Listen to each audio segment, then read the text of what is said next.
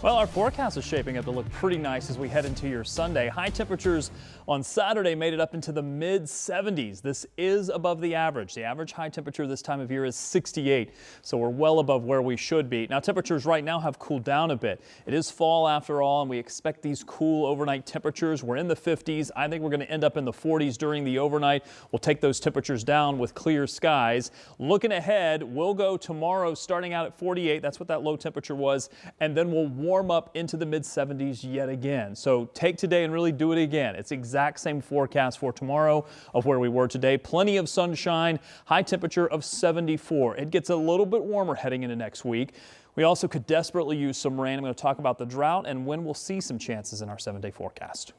All right, sounds good, Rob. Thanks so much. Tonight, a man is fighting for his life after a shooting on the southwest side of Indianapolis.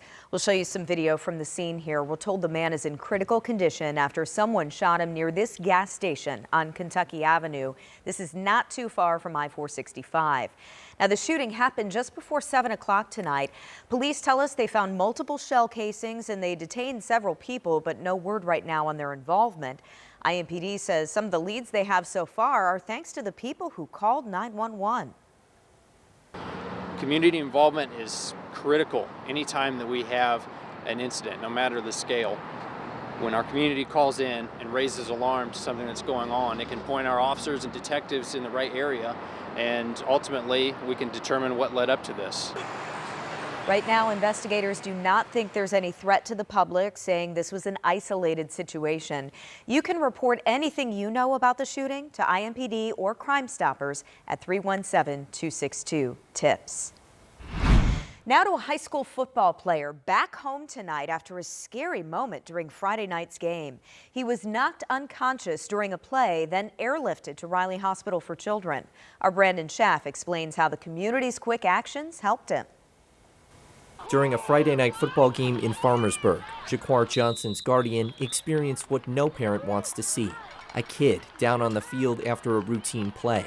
So I walked down to the end of the bleachers and I said, "Hey, who is that?" And they said, "It's Jaquar." Once he ran on the field and saw everyone's faces, Sarver knew it was serious. You know, they told me he's been unconscious, he can't move his legs. Then the scared kicks in. He says first responders, trainers, and coaches from both sides acted fast. Johnson was airlifted to Riley Hospital for Children, miles away in Indy, after the medical staff saw the severity of the injury to his head and neck. I cannot commend and thank them enough.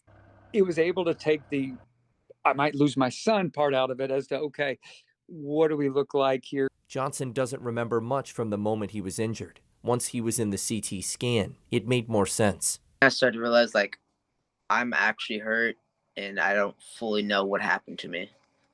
Like, it was a while later that I actually realized, like, I had actually got knocked out.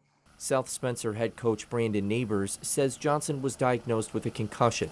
After his helicopter left, the game was called and coaches and players prayed on the field. To watch a kid that you've known his whole life leaving a helicopter is unsettling. It definitely uplifts our team knowing that he's going to be able to get back out there at some point. This was Johnson's second concussion of the season.